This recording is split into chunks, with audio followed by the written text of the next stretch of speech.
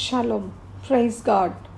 டே 109. இன்றைக்கு நாம் be the light in the world என்ற தலைப்பில் லேவியராகமம் 19ஆம் அதிகாரத்திலிருந்து நம்முடைய டெய்லி மெடிடேஷனை கேட்போம். லேவியராகமம் 19ஆம் அதிகாரத்தை வாசிக்கும் போது தேவனோடு மனிதனுக்கு இருக்க வேண்டிய உறவு, நெய்பர்ஸோடு இருக்க வேண்டிய உறவு, ஏழை மக்களோடு இருக்க வேண்டிய உறவு, கூடவே வாழ்க்கையின் வெவ்வேறு தருணத்தில் எப்படி யாரோடு வாழ வேண்டும் என்று இந்த அதிகாரத்தில் கூறப்பட்டுள்ளது. இது ஒரு லென்த்தி சாப்டராக இருந்தாலும் மிகவும் ஒரு இம்பார்ட்டன்ட் ஒரு சாப்டராக இருக்கிறது. தேசத்தின் சமுதாய வாழ்க்கை தொடர்பான காரியங்களிலே 10 கற்பனைகளை கொஞ்சம் டீட்டெயிலாக கூறியிருக்கிறார். லேவியராகமம் 19 வசனத்தை வாசிக்கும் போது, நீ இஸ்ரவேல் புத்திரரின் சபை அனைத்தோடும் சொல்ல வேண்டியது என்னவென்றால், உங்கள் தேவனும் கர்த்தருமாகிய நான் பரிசுத்தர், ஆகியால் நீங்களும் பரிசுத்தராயிருங்கள்.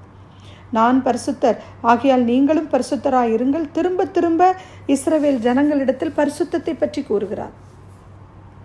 இந்த ஒரே ஒரு வார்த்தை அவங்க வாழ்க்கையில சின்ன சின்ன காரியங்களில் கூட தேவன் பரிசுத்தத்தை தேவன் விரும்புகிறதை நாம் பார்க்க முடிகிறது. இதே போலத்தான் நம் வாழ்க்கையிலும் நாம் பரிசுத்தமாக இருப்பதையே தேவன் எதிர்பார்க்கிறார். தேவன் எதிர்பார்க்கின்ற பரிசுத்தத்தை நியாயப்பிரமாணம் உண்டு பண்ண முடிவதில்லை. நியாயப்பிரமாணம் நாம் எவ்வளவு பரிசுத்தமாய் இருக்க வேண்டும் என்று சொல்லுகிறது, ஆனால் பரிசுத்தத்தை கொடுக்க முடியவில்லை.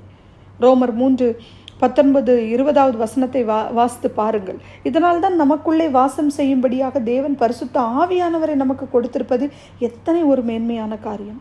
இந்த அதிகாரத்தை நாம் வெரி கேர்ஃபுல்லாக வாசிக்கும் போது, நானே கர்த்தர், நானே உங்கள் தேவனாகிய கர்த்தர் என்ற வார்த்தை 16 முறை ரிப்பீட் ஆகுது. எது பரிசுத்தம், எது அசுத்தம் என்று வேறு எந்த டெஃபினிஷனும் தேவையில்லை. தேவன் பரிசுத்தம் என்று சொன்னால் அது பரிசுத்தம், தேவன் அசுத்தம் என்று சொன்னால் அது அசுத்தமே. லேவியராகமம் 19:1-2 வசனங்களிலே அவர் பிள்ளைகள் என்று அழைக்கப்படுகிறவர்கள் அவரை போல வாழ வேண்டும் என்று விரும்புகிறார். 1 கொரிந்தியர் 10:31, ஆகையால் நீங்கள் புசித்தாலும் குடித்தாலும் எதை செய்தாலும் எல்லாவற்றையும் தேவனுடைய மகிமைக்கென்று செய்யுங்கள். 1 பேதுரு 1 அதிகாரம் 14-16 வசனங்களை நம்ம வாசிக்கும் போது 16 மட்டும் வாசிக்கிறேன். நான் பரிசுத்தர், ஆகையால் நீங்களும் பரிசுத்தராய் இருங்கள் என்று எழுதியிருக்கிறது. ஸோ கிருபையின் காலத்திற்கும் நியாயப்பிரமாண காலத்திற்கும் உள்ள வித்தியாசம் என்ன? கிருபையின் காலங்களிலே வாழுகிற நாம் அவருடைய பிள்ளைகளாக ஜீவிக்க நமக்குள்ளே அவர் பரிசுத்த ஆவியானவரை தந்திருக்கிறார். நாம் இப்பொழுது பழைய ஆதாம், நியாயப்பிரமாணங்கள், கட்டளைகள், கற்பனைகள் என்ற பழைய உடன்படிக்கையின் கீழ் இல்லை. லேவியராகமம் 19:3 வசனத்தில் பெற்றோருக்கு கீழ்ப்படிந்தாலே தேவனுக்கு கீழ்ப்படிவது என்பதை அந்த குழந்தை கற்றுக்கொள்கிறது. 10 கற்பனைகளை 2 பிரிவாக பிரிக்கலாம். ஒன்று தேவனுக்கு செய்ய வேண்டிய கடமைகள், மற்றொன்று மனிதனுக்கு செய்ய வேண்டிய கடமைகள். இதை குறித்து மத்தேயு 26 அதிகாரம் 36-40 வசனம் வரை நம்ம வாசித்து பாருங்க. லேவியராகமம் 19:4 வசனத்துல 2 கற்பனைகளை கொண்ட வசனமாக காணலாம். விக்கிரகங்களை நாடக்கூடாது, வார்ப்பிக்கப்பட்ட தெய்வங்களை உங்களுக்கு உண்டாக்கக்கூடாது. verse 5-8 வரை வாசிக்கும் போது இது சமாதான பலியை குறிக்கிறது. தேவன் கொடுத்த கற்பனைகளிலிருந்து வலதுபுறம் இடதுபுறம் விலகுகிறவர்கள் யாராயிருந்தாலும் தண்டிக்கப்படுவார்கள் என்று காணலாம். அதாவது தேவனுடைய காரியத்தை செய்யும் போது முழுமையாக நம்மை அர்ப்பணிக்காமல் செய்யக்கூடாது. லேவியராகமம் 19 வசனங்கள் 9-10 வசனத்தை வாசிக்கும் போது தேவன் எளியவர்களை போஷிக்கும் விதத்தை நாம் காணலாம். 19 அதிகாரம் 11-12 வசனங்களை நாம் வாசிக்கும் போது 8-9 கற்பனையை மீண்டும் நினைவூட்டுவதாக நாம் காணலாம். ஸோ உண்மையற்ற விதத்தில் நாம் எப்படி செயல்பட்டாலும் அது களவு செய்தலே என்று சொல்லப்படுகிறது. லேவியராகமம் 19:13, நமக்காக வேலை செய்கிற எந்த ஒரு மனிதனுக்கும் நாம் உடனடியாக கூலியை கொடுக்க வேண்டும். மேலும் verse 14 பார்க்கும்போது பார்வையற்றவர்களையும் செவிடர்களையும் பற்றி சொல்லும்போது 2 முறை தன் பெயரை சொல்லுகிறார். ஸோ தேவன் பலவீனர்கள் மேலும் குறைபாடு உள்ளவர்கள் மேலும் கரிசனையாக இருக்கின்றதை நாம் இந்த வசனங்களில் காண முடிகிறது. verse 15 பார்க்கும்போது தேவன் எப்படி நியாயம் தீர்க்கிறாரோ அதுபோல் ஒவ்வொரு நீதிபதிகளும் நியாய தீர்ப்பு செய்ய வேண்டும். மற்றவர்களுக்கு எந்த ஒரு அற்பமான ஆதாயத்திற்காக நியாயத்தை புரட்டக்கூடாது. தொடர்ந்து verse 16-18 நம்ம வசனங்களை வாசிக்கும் போது, உண்மை சொல்வதனால் பக்கத்தில் உள்ளவங்க பாதிக்கப்படுறாங்க அப்படின்னா நாம் அமைதியாக இருப்பது மிகவும் சிறந்தது. அதைத்தான் யாக்கோபு 3:6 வசனத்தில் பார்க்கும்போது, நாவும் நெருப்பு தான், மிகவும் ஆபத்தான சக்தி வாய்ந்தது. ஸோ அதை கேர்ஃபுல்லாக ஹேண்டில் பண்ணுறது இட்ஸ் வெரி இம்பார்ட்டன்ட். மத்தேயு 5:22 வசனத்தில் பார்க்கும்போது எதிர்மறையாக சொல்லப்பட்ட எல்லா காரியங்களும் நேர்மறையாகவும் சொல்லியிருக்கிறார். லேவியராகமம் 19:18 அந்த வசனத்தை வாசிக்கும் போது, உன்னில் நீ அன்பு கூறுவது போல பிறனிலும் நீ அன்பு கூறுவாயாக. ஸோ நான் கர்த்தர். லேவியராகமம் 19வது வசனத்துல நம்முடைய ஹெல்த்துக்கு முக்கியத்துவம் கொடுப்பதை பார்க்கலாம். இப்ப விதைக்கிற அந்த ஹைபிரிட் உடலையே கொல்லுகிறதாய் காணப்படுகிறது.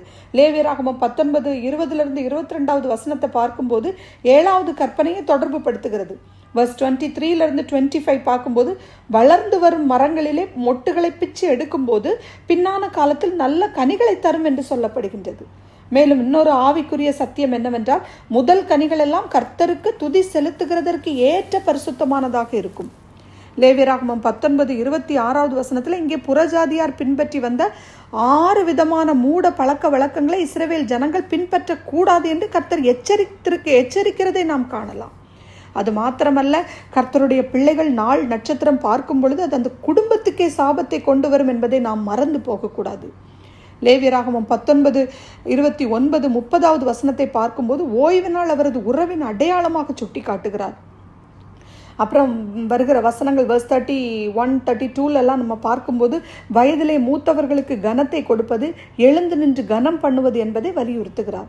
verse 34 பார்க்கும்போது அந்நியரின் மேல் அன்பு கூறுங்கள் என்று சொல்லும்போது குடும்ப அங்கத்தினர்கள் இல்லாமல் மற்றவர்களை குறித்து அது சொல்லப்படுகிறது. verse 35 36 பார்க்கும்போது என்ன வியாபாரம் செய்து கொண்டிருந்தாலும் எல்லா காரியத்திலும் உண்மை உள்ளவர்களாக இருக்கணும். அகைன் 37 நம்ம வரும்போது அவருக்கு கீழ்ப்படிய வேண்டும் என்று நான் கர்த்தர் என்று கூறுகிறார்.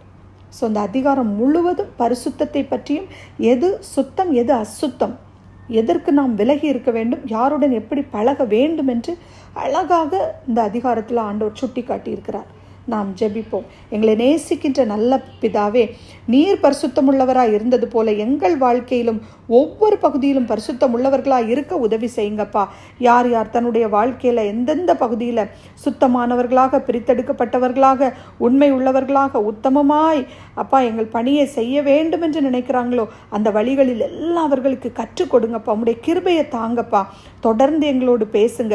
உம்முடைய எதிர்பார்ப்பை சரியாய் புரிந்து கொள்ளவும், எங்களை சுற்றி நடக்கிற பாவமோ அசுத்தமோ எங்களை தொடாதபடி பரிசுத்த ஆவியானவரின் வல்லமையை ஒவ்வொரு நாளும் ஒவ்வொரு நிமிடமும் உணர்ந்து கொள்ள கிருபை தாங்க. துதி கனம் மகிமை அனைத்தையும் உமக்கே செலுத்தி இயேசுவின் இன்ப நாமத்தில் துதிக்கிறேன் எங்கள் ஜீவனுள்ள நல்ல பரமபிதாவே. ஆமேன்.